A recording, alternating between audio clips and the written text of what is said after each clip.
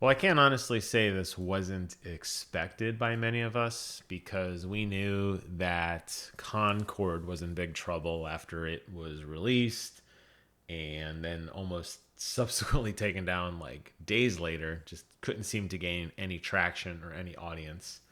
So when Jason Schreier tweeted today that Sony was actually shutting down Firewalk entirely, didn't come as much of a surprise to us. And before I read the official leaked email from Hermen Hulst, I want to say that the he is in a kind of a bad spot, right? Like Jim Ryan is the one who put together all of these goofy live service games and basically pivoting the entire company into a live service company, abandoning a lot of the roots that Sony had in rich single player narratives.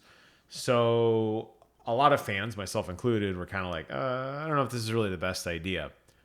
And now, as these games are coming to fruition and live service game after live service game is being announced and murdered, this doesn't surprise anybody.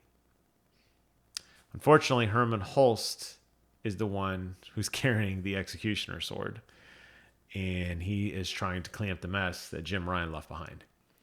So I do feel bad for Hermen, but he is getting paid the big bucks, and he's going to have to make some really tough decisions, and I would not be surprised if this is not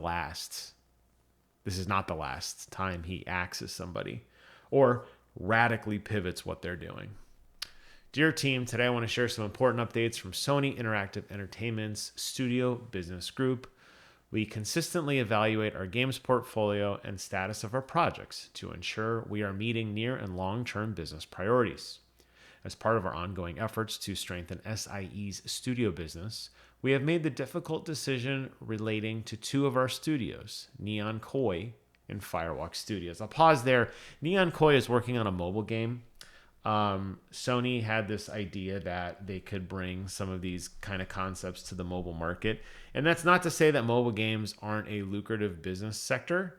It's just something that Sony is really pivoting away from. And honestly, after looking at Microsoft and spending tons of money on Gears Tactics and spending tons of money on the Doom mobile game and seeing those kind of fizzle out, I'm sure Sony's following suit. So Neon Koi, which was probably on thin ice anyway, is just going to get rolled in with the Firewalk Studios crew. Back to the email. Expanding beyond PlayStation devices and crafting engaging online experiences alongside our single-player games are key focus areas for us as we evolve our revenue streams. We need to be strategic, though, in bringing our games to new platforms and recognize when our games fall short of meeting player expectations. While mobile remains a priority growth area for the studio business, we are in the very early stage of our mobile efforts. To achieve success in this area, we need to concentrate on titles that are in line with with PlayStation Studios' pedigree and have the potential to reach more players globally. With this refocused approach, Neon Koi will close and its mobile action game will not be moving forward. I want to express my gratitude to everyone at Neon Koi for their hard work and endless passion to innovate. Regarding Firewalk, as discussed in an early September, this was a PlayStation blog, that important update on Concord. Certain aspects of Concord were exceptional, but others did not land well enough with players, and as a result, we took the game offline. We have spent considerable time these past few months exploring all of our options, and after much thought, we have determined the best path forward is to permanently sunset the game and close the studio. I want to thank Firewalk for all their craftsmanship, creative spirit, and dedication. The first-person PvP shooter genre is a competitive space that's continuously evolving, and unfortunately, we did not hit our targets with this title. We will take the lessons learned from Concord and continue to advance our live service capabilities to deliver future growth in the area. I know none of this is easy news to hear, particularly with colleagues and friends departing SIE. Both decisions were given serious thought, and ultimately we feel they were the right ones to strengthen the organization. Neon Koi and Firework were home to many talented individuals, and we will work to find placement for some of those impacted within our global community of studios, where possible. I'm a big believer in the benefits of embracing creative experimentation and developing new IP. However, growth through sustainable financials, especially in a challenged economic environment, is critical. While today's a difficult day, there's much to look forward to in the months ahead for the studio business group and our teams. I remain confident that we're building a resilient and capable organization driven by creating unforgettable entertainment experiences for our players. Thank you for your continued support. A couple of things I want to take out of that article, or this, I should say article, it's his email, but a couple of things I want to take out of it. Number one, he does mention, he very specifically mentions single player games. He says, while we want to dabble into multiplayer, we really need to focus on a key tenet of our single player games.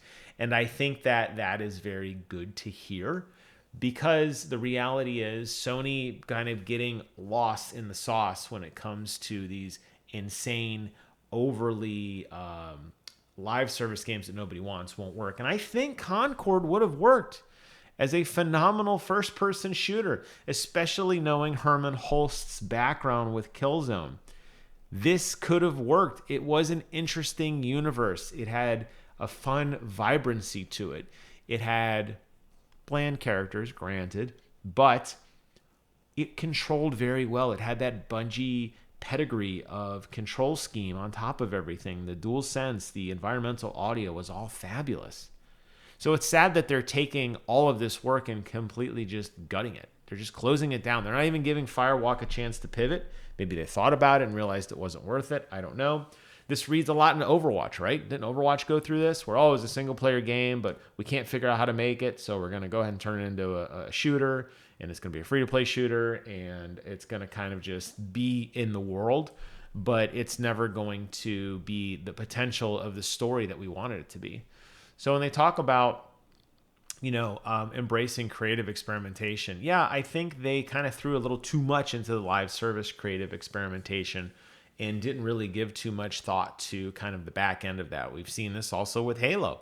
Look at Halo Infinite, a once proud franchise in Halo, delivering quality single-player story with a fun multiplayer add-on, going fully live service and failing horribly, not releasing content in a timely manner, not releasing rich content in a timely manner. Look at something even more recent. Look at Helldivers 2, getting a little too wild on those premium Warbond battle passes and kind of losing sight of the core gameplay and the core loop that so many people came to experience, having to kind of put the brakes on everything and spend the last few months doing a mea culpa to the audience, trying to win back those gamers. So this isn't just a unique situation to Firewalk. I do think they were slightly set up to fail, but I also think this is a great black eye for Sony in a good way.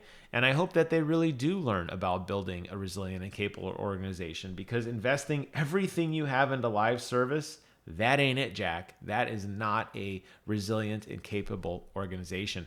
That's an organization that's going to fail as the industry changes, and everybody is still chasing that goddamn dragon from the original Division, where everybody saw the idea of a rich single-player experience pivoting into a live service game could actually generate significant amounts of money. And everybody continues to chase this. Ubisoft has chased it so much, they've driven their company into the ground. They are basically bankrupt, about to be taken over by Tencent. And they are the ones who did it first and did it best. So they can't even figure it out. So I'm really curious to see kind of what the lessons are learned from this. I would love to be a fly on the wall in some of those strategic thoughts that Hermen Hulst and the studio heads over at SIE are now going to be kind of working through. And I'd be really curious to kind of hear where this goes next and kind of what the next big idea is for Sony. There's a lot of franchises that Sony has kind of forgotten about. And there are a lot of franchises that people were actually very interested in that needed a little bit more TLC. Games like Days Gone, games like Sly Cooper. We haven't seen games like that in a while that sold very well, that had some faults that could have been better, that were abandoned for this kind of, this live service stream of thought. And now that Hermen's in charge, he's shutting stuff down. He is not messing around. I think there will be more on the way. I feel bad because I think a lot of companies were given this false credit, and I am going back again to a video I did some time ago talking about the massive bullet that I personally dodged by not playing with Bungie and getting a job with them. because I think that would have been really, really bad for me. Obviously, I probably would have been laid off almost instantly. But as an outsider looking in, I think the future is bright for Sony. You know, PlayStation 5 Pro is on the horizon. I'm incredibly excited for that. They've announced over 80 enhanced games coming to that console. We have some really, really cool partnerships coming out, like the open beta right now for Monster Hunter, the new Monster Hunter game, which I'm going to go check out. I expect a video on that tomorrow. Sony is in a good place. We know they're working on more God of War. We knew that the new Ghost is coming out next year. So while they do make mistakes, they do every so often get it right. It doesn't always have to be a failure point like The Last of Us Factions, which fell under its own weight, or all those other live service games I mentioned. So we will see what happens next for Sony, but that'll wrap up today's video. Thank you guys so much for watching. Take care of yourselves. And until next time, I will see you guys on the other side.